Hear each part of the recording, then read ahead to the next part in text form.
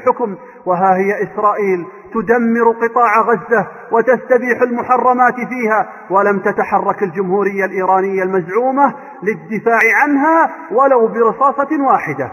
ألم يقل مساعد القائد العام للجيش الإيراني الجنرال محمد رضا في تاريخ 15/4/2008 للميلاد أن إيران ستزيل إسرائيل عن خريطة العالم حال تعرضها لهجوم، وقال: لكن في حال شنت إسرائيل أي عمل ضد الجمهورية الإسلامية فسنزيلها عن خريطة العالم.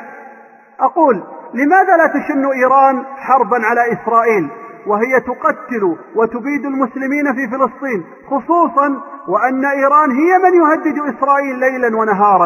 أم لأن الشعب الفلسطيني شعب سني لا قدر له عند إيران؟ أم هي مجرد ورقة تستعملها إيران لتحقيق مصالحها لنشر التشيع في العالم الإسلامي؟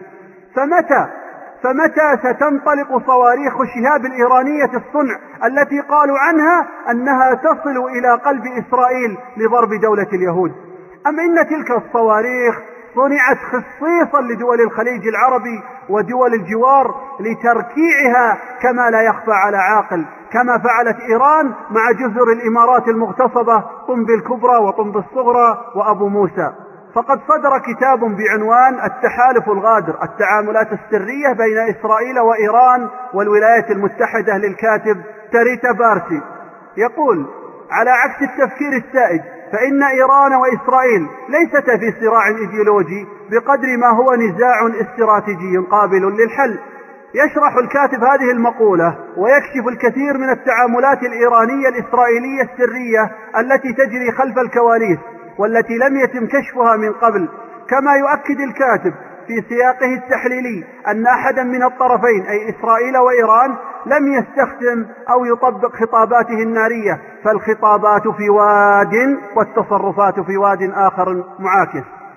ويقول: إن إيران ليست خصما لا عقلانيا للولايات المتحدة وإسرائيل، كما كان الحال بالنسبة للعراق بقيادة صدام وأفغانستان بقيادة طالبان.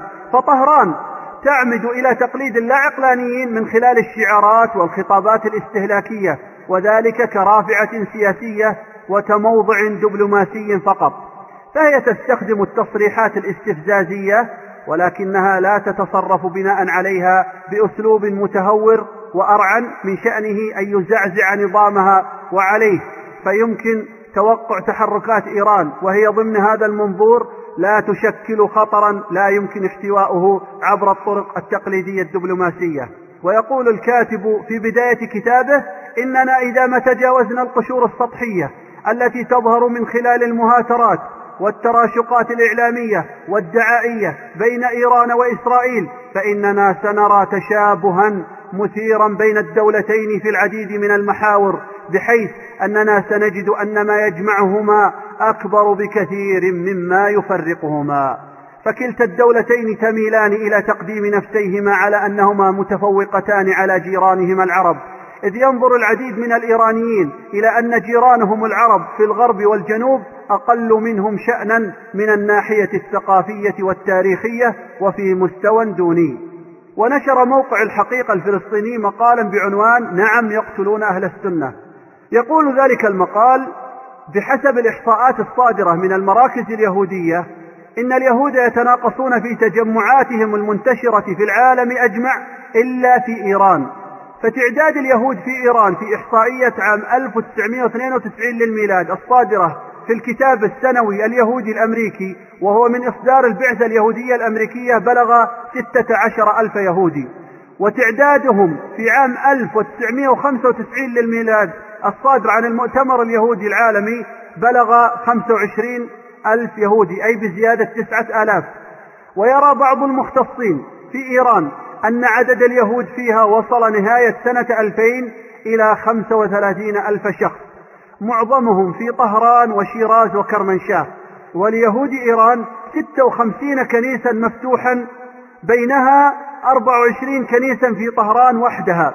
ومع ذلك فإن إيران تمنع منذ عام 1936 للميلاد أي نشاط لأهل السنة على أراضيها، بينما تسمح لليهود بأداء شعائرهم بحرية كاملة ولعل تلك الزيادة هي مما أخبر به نبينا محمد صلى الله عليه وسلم أنه يتبع الدجال من يهود أصفهان 70,000.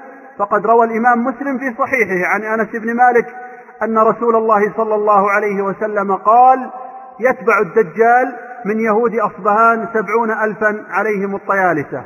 وأن اليهود سيستمرون بالتزايد في إيران حتى خروج الدجال، وهو ما ينتظره اليهود. وهل يعلم إخواننا أهل فلسطين أن حاخامات اليهود يزدادون في إيران وعلماء السنة يغتالون؟ هل سمعتم عن اغتيال حاخام يهودي في إيران؟ اليهود في إيران معززون مكرمون، أما علماء السنة فيلاقون أشنع الممارسات والتهديدات والاعتقالات التي تطول حتى أقاربهم ومعارفهم. فعلماء السنة يتناقصون وحاخامات اليهود يزدادون، فيا سبحان الله العظيم.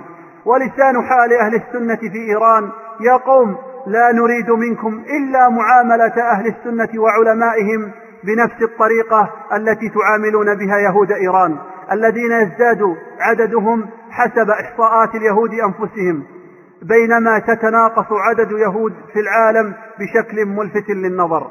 وهل نسيتم يا أهل السنة تصريح نائب الرئيس الإيراني الأسبق عندما قال: لولا إيران لما سقطت أفغانستان والعراق؟ وهل تعلمون يا أهل السنة بأن المرشد الأعلى للجمهورية الإيرانية الرافضي علي خامنئي قد منع المتطوعين الإيرانيين هذه الأيام من الالتحاق بالمقاتلين الفلسطينيين في غزة، وعبر لهم عن جزيل شكره مستدركا أنه ينبغي عليكم أن تتنبهوا أننا لا نستطيع أن نفعل شيئا في هذا المجال. وليست هذه هي المرة الأولى في وقوف إيران السلبي تجاه القضية الفلسطينية. فقد ذكر مؤلف كتاب سوريا وإيران تنافس وتعاون في صفحة 69، فقال بأن وزير داخلية إيران الأسبق علي أكبر محتشمي قال بأن الخميني قد رفض مشاركة الوحدات القتالية الإيرانية والمتطوعين الإيرانيين إلى جانب القوات السورية أثناء الغزو الإسرائيلي للبنان عام 1982 للميلاد. وعبر عن ذلك بحسب ما نقله محتشمي بقوله: إن إيران لا يمكنها أن تحارب إسرائيل عبر هذه المسافات الطويلة وفي غياب حدود مشتركة مع لبنان وفلسطين، لذلك فإن الحرب هي مسؤولية العرب. وها هي إسرائيل لا تزال ترفل بالأمن والطمأنينة، كيف لا، وعلى حدودها من جهة المشرق الحكومة النصيرية السورية التي لم تطلق رصاصة واحدة لتحرير الجولان منذ عام 1973 للميلاد، بينما تقوم الحكومة النصيرية بإعدام وتعذيب أهل السنة في سوريا ولبنان، وتسلط عليهم الاستخبارات الحاقدة للتنكيل بهم وبأسرهم. وكيف لا تطمئن إسرائيل ومن شمالها حارس حدودها حزب الله اللبناني الموالي لإيران، الذي لا يقاتل اليهود إلا بأمر من إيران، أو كانت هناك مصلحة إيرانية لذلك. نعم، إن حزب الله اللبناني لا يقاتل إلا من أجل أراضي لبنان فقط، أو لتحقيق مصلحته الخاصة من أجل بسط نفوذه السياسي في تحقيق قيام دولة رافضية في لبنان. فشعار هذا الحزب أيها السنة، فشعار هذا الحزب الرافضي شعار طائفي قومي لا شعار إسلامي.